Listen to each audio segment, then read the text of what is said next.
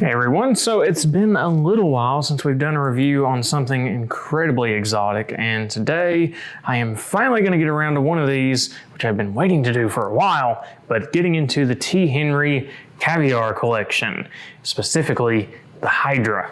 We'll do the course another time, but for today, let's take a look at some of the details that make this beauty so breathtaking and, hard to come by. So check it out.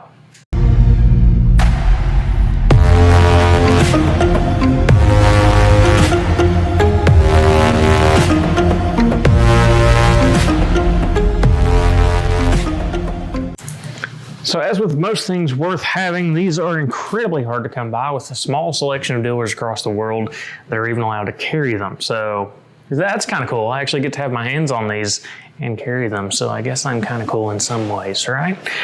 But anyways, we're going to focus on this beauty today, and that is, again, the Hydra by T Henri. This is one of their new forays into the uber luxury realm, as if they weren't already luxurious enough. This little baby is the work of incredible craftsmanship in Japan, really amped up, and honestly, there is not a detail that was missed on this thing.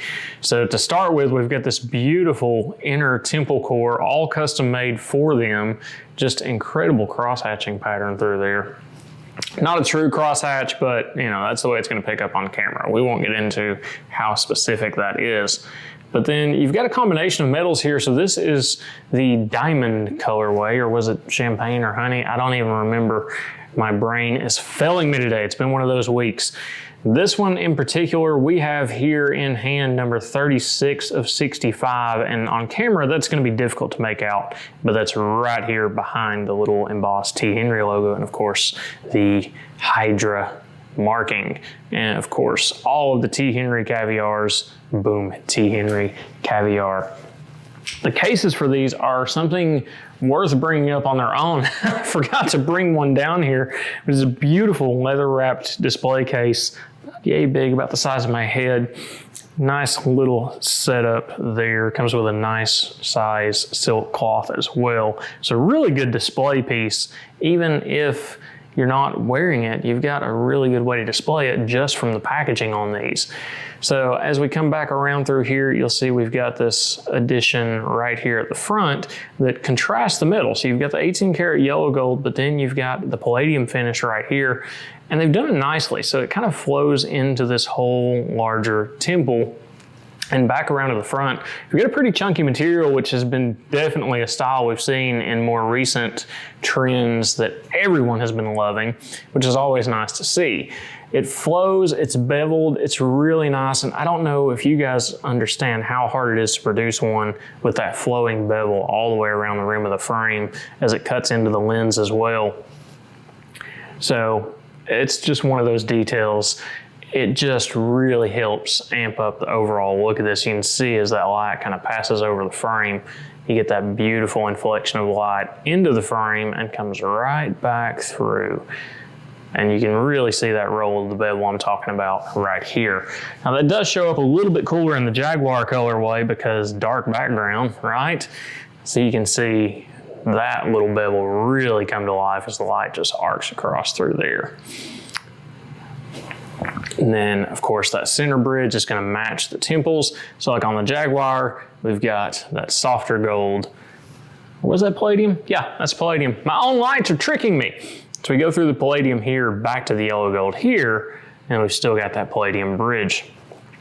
What's really cool on these is actually the thickness of that metal there says a lot about the construction and build of these on its own, but then you do still have the real riveted hinges in these. There's heat sunk in the front, but that's nothing we don't see in the thicker acetates. It just holds up better over time.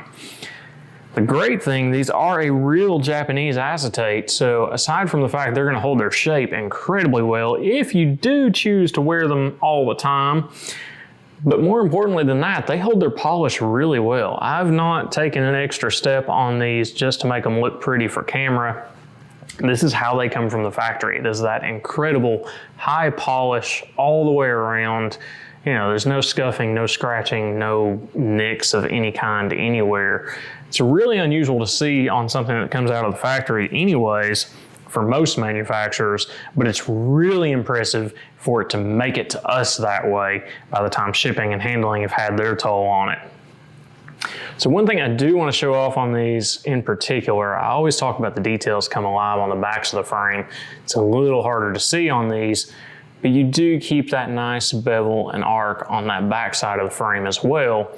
And you do have, of course, real bolts holding this in, or real screws, however you want to say that.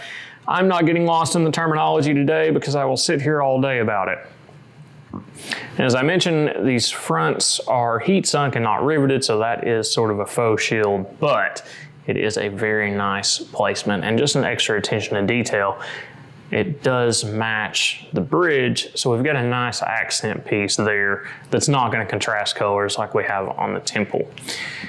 One thing that's really nice on these in particular, and I'm a huge fan of these types of pads, is an ergonomically designed ceramic pad that is then 18 karat dipped on these, I believe.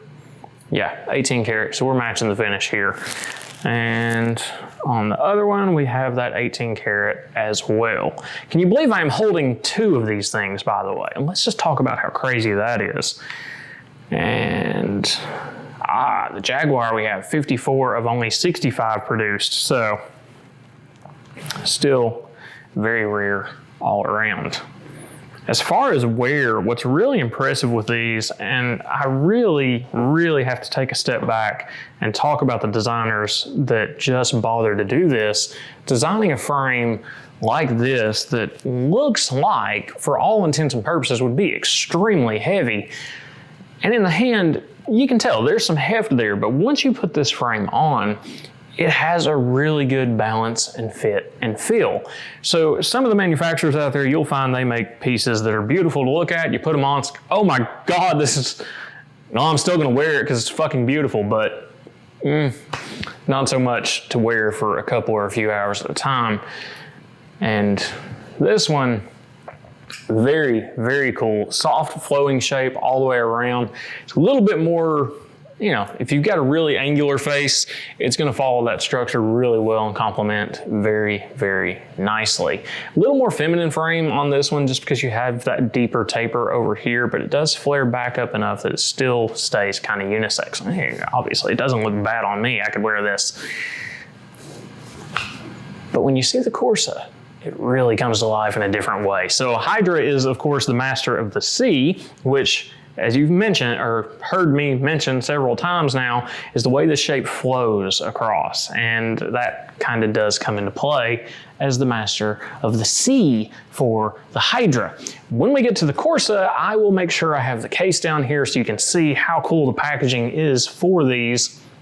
And we'll get into that next time. Next week, we'll do the Hydra because,